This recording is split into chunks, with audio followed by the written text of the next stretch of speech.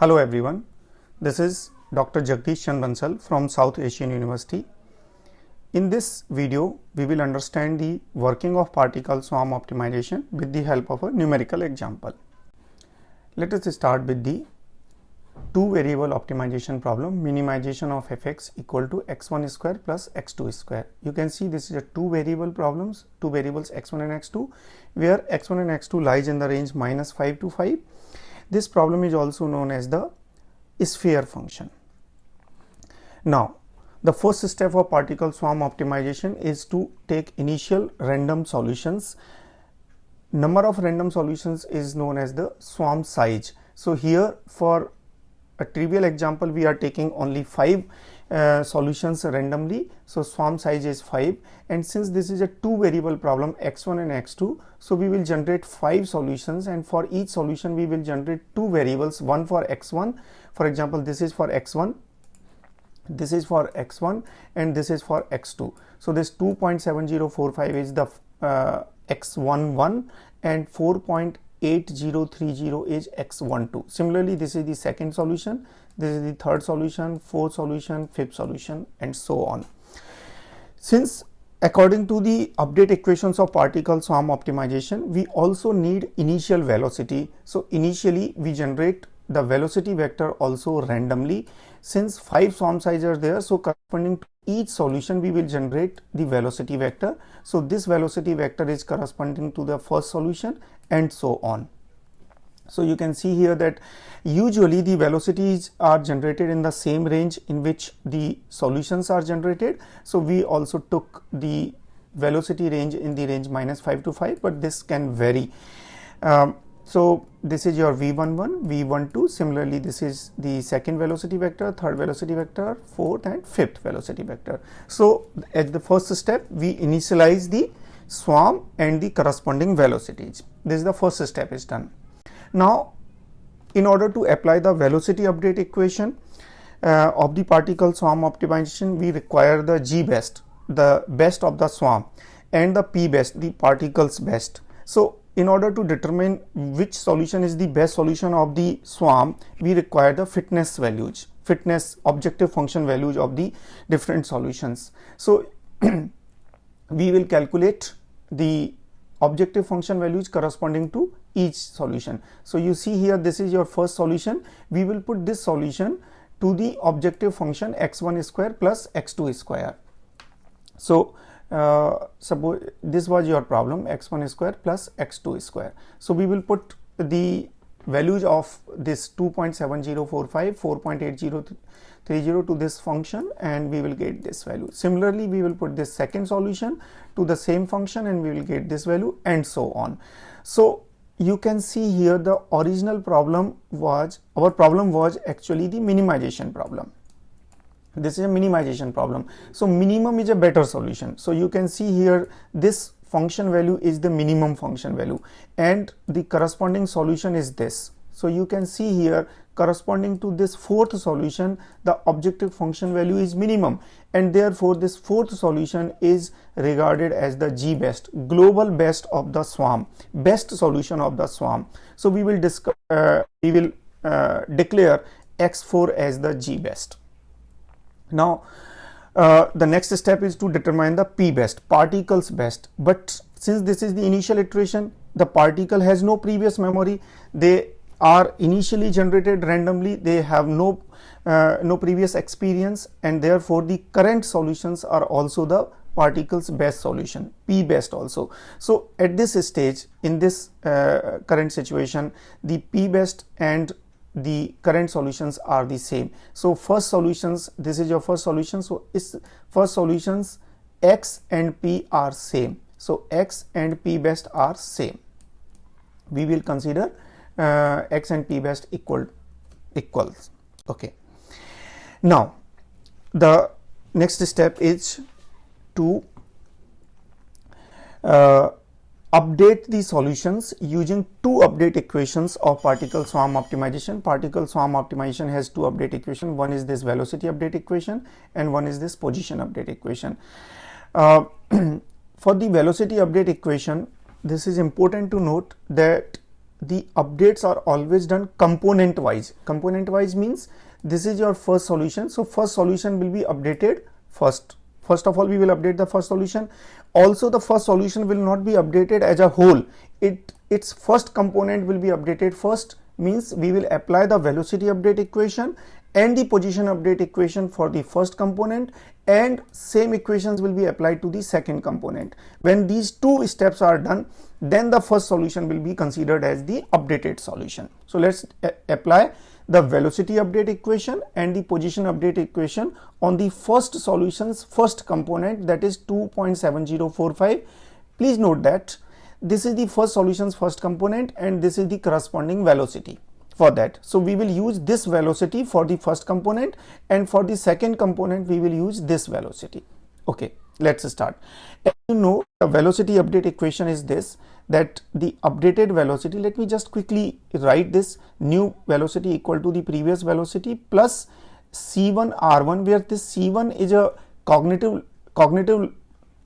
learning factor, R1 is a random number between 0 and 1 multiplied by P best minus the current solution, right? Plus the next term is C2 R2 G best minus current solution. So you can see here this C2 is another learning factor, and this learning factor, since this is the product of, this is the coefficient of this social learning term, so we call it social learning factor, and this we call the cognitive learning factor.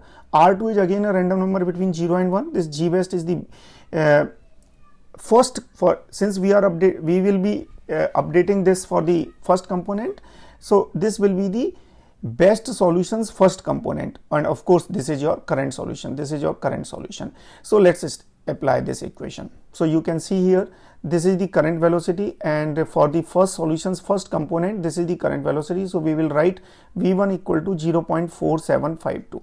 okay, C1 and C2 are the learning factors, cognitive and social learning factors, and according to the research the values of C1 C2 are recommended to be 2, right? In general they are recommended to be 2, so just for simplicity I am considering the recommended value, generally recommended value for C1 C2. Of course, with the different variants of PSO, the values of C1 C2 also varies. If you will take inertia weight version of PSO, the values of C1 C2 will change accordingly. If you will take the construction factor version of PSO or any other version of PSO, the values of C1 C2 changes accordingly. But since in this example, just to explain the working of PSO, I am considering the most simple version of PSO. So the recommended values for this version is 2, C1 C2 equal to 2. So I am considering this. This is the R1. This is randomly generated, no control over it. Similarly, this is R2, no control over it. This is randomly generated between 0 and 1. This is the P best. And I told you in the previous slide that the P best and the current are same. So 2.7045, and this is your current. This is your P best. So P best 2.7045 and this 2.7045, both are the same. Okay.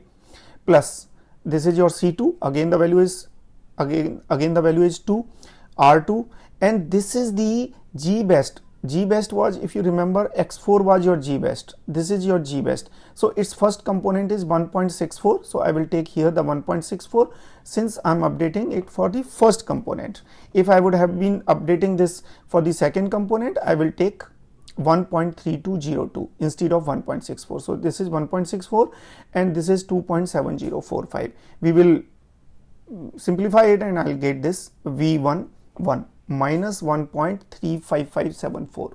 Okay.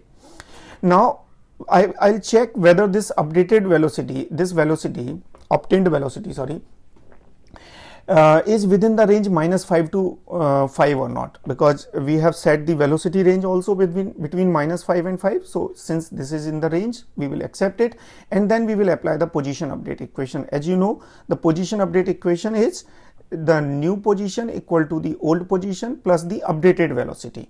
So this is my current position. This is my current position 2.7045. So I will write 2.7045 plus my updated velocity is minus 1.35574. This is my updated velocity. I will write it here, simplify, and this is my first component updated first component. First solution's first component is updated, and again I will check whether this updated component is within the range -5 to 5 or not. If yes, we will accept, otherwise we would have rejected it, right? So finally we have updated first solution's first component. This is your first solution's first component and we have updated it. Now we will apply the same procedure for the first solution's second component. Okay, let's do it for the second component. Same velocity update equation. This time it is 2 because I'm updating this second component 4.80, and this is the corresponding velocity, so I will use this velocity for here. So you can see here, this is the second component.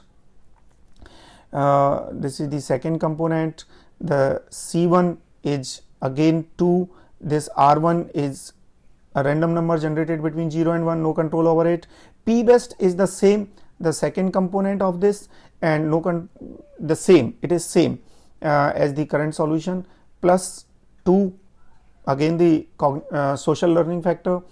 0.71 is the random number between 0 and 1, and this is the second component of the best solution. You can see it here. This is the fourth solution and the second component is this, so I will write this here, and this is the second component of the first solution, means the current solution, and this is the updated value, and you can see that this updated value is also within the range -5 to 5, and we will accept it.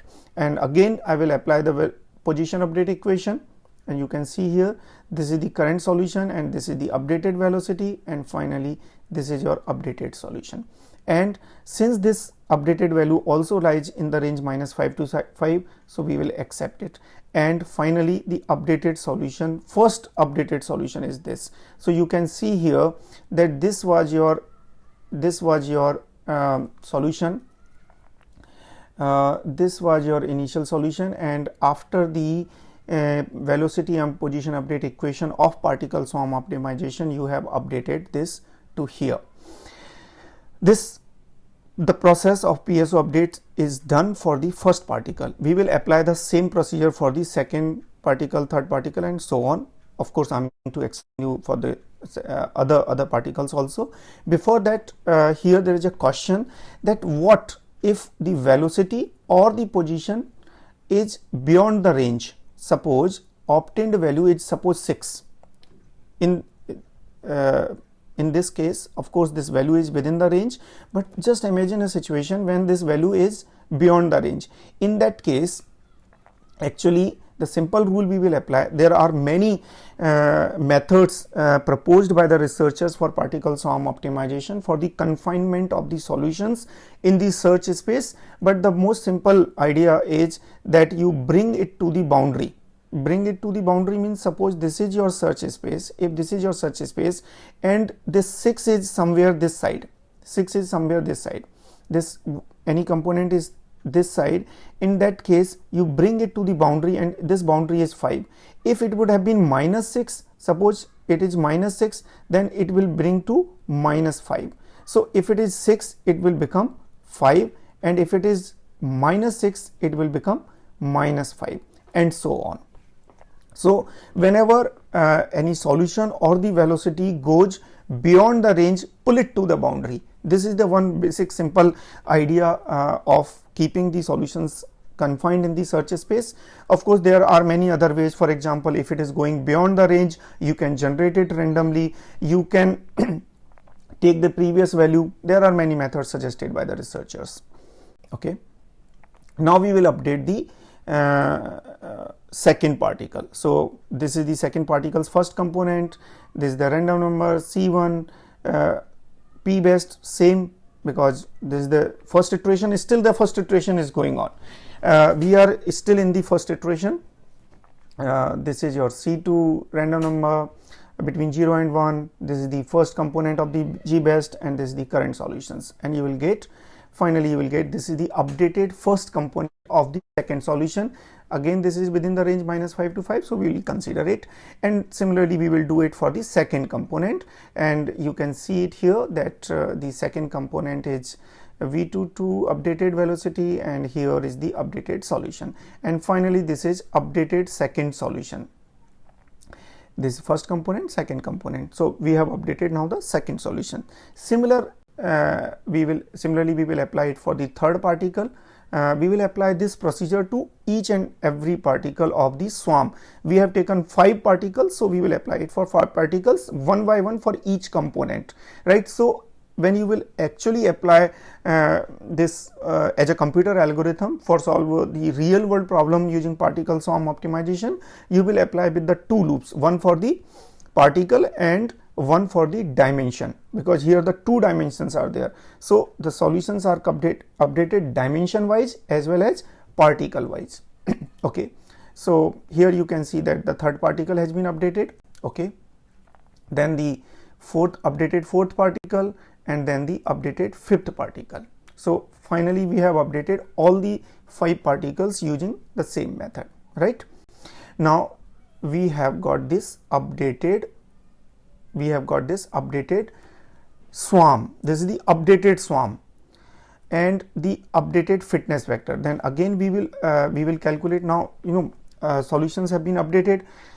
We have to again find out the G best, P best and other details. For example, the termination criteria, whether to stop the algorithm or not, if we are satisfied at any stage with this solution quality, we will stop, right? So we will again put all these solutions to this objective function and we will calculate these objective function values. You can see here now the minimum is this 2.7628. This is the minimum value, and if you remember the last time in the initial case it was 4 plus. The minimum value was 4 plus, and this time it is 2.76, and I hope you remember that the problem is minimization problem, so minimum is the better. So of course we reached at the better solution this time, and other solutions are also here. Now if you are happy with this, of course you know that the minimum value of this function in the range -5 to 5, sorry, this is the open bracket, right? So in the range -5 to 5 is 0. The minimum value is 0 and the optimal solution is also 0, 0. So if you are happy with this error, right now this is the error. You can see that the actual solution is, actual optimal value is 0, but you obtained it 2.7628. So if you are happy with this error, you can stop the solution, stop the procedure. Otherwise, if you want more accuracy, you need to continue this procedure, right? So of course this is too much error. 2.7628 is too much error, right? So we cannot stop here, and we will again apply the same procedure. So for applying the same procedure, we will again identify who is the G best. So here you can see that this is the minimum value. So the first solution is the G best. This time this first solution becomes the G best. Okay. Now we will apply the same procedure. Means we will update the first solution again, we will update the second solution again component wise. But now for the second iteration onward, each particle has its previous experience, and therefore the P best and the current solution may be different. So before going to the second iteration, let me explain you to determine the mechanism, to determine the procedure to determine the P best, particles best. Okay. Now if we compare this G best with the previous, of course the previous G best value was 4 plus and the current pre best value is 2 plus. So the current G best is better than the previous G best, so we will consider the new solution as the new G best as the current G best. Okay. Now you see here for the first particle, the previous function value was this and the current fitness value was this, or current function value is this. Of course this current fitness value is better than the previous one, and therefore let me suppose this is the previous for x1, this is the previous, and this is this, right? So this was the function value at the initial stage and this was the function value at this stage after the first iteration. Now the first iteration function value is better than the previous function value, and therefore this current solution becomes the P best solution also. So for the first particle case, the current solution is the P best solution. So this time also the P best and the current are same in case of the first particle. It is not necessary for each and every particle, right? So we will consider the current solution as the p best also. Okay, let's check it for the second particle. Second particle's p best will be this. Whoever is better than the previous, previous is better or the current is better. You know, your update equations, velocity update equation and the position update equations are depending upon two random components r1 and r2, if you remember. So it is not guaranteed in particle swarm optimization, it is not guaranteed that the updated solution is always better than the previous solution, and therefore if the solution is not new solution is not the better than the previous solution, you can consider the previous solution as the p best and the current solution as the current solution, right? So for the third particle this is the p best, for the fourth particle this is the p best, fifth particle this is the p best, and now we have identified p best, we have identified the g best for the second iteration, and now we will apply the same update equations component wise for all these 5 particles, and we will continue this procedure till the termination criteria is satisfied. Now the termination criteria may be number of iterations, maybe the quality of the solution, it means the obtained error, depend upon the user that how they want to stop the algorithm. So this is the working example of particle swarm optimization to understand. Let me tell you that this is very tiny toy example to be solved by particle swarm optimization. Particle swarm optimization is an excellent algorithm for optimization. It is in the category of swarm intelligence based algorithm which can solve much more complex problems and the real world problems. So when it is really implemented to the computer algorithm and is applied over the computer, it can solve much more complex problems. That's all from my side. Thank you so much.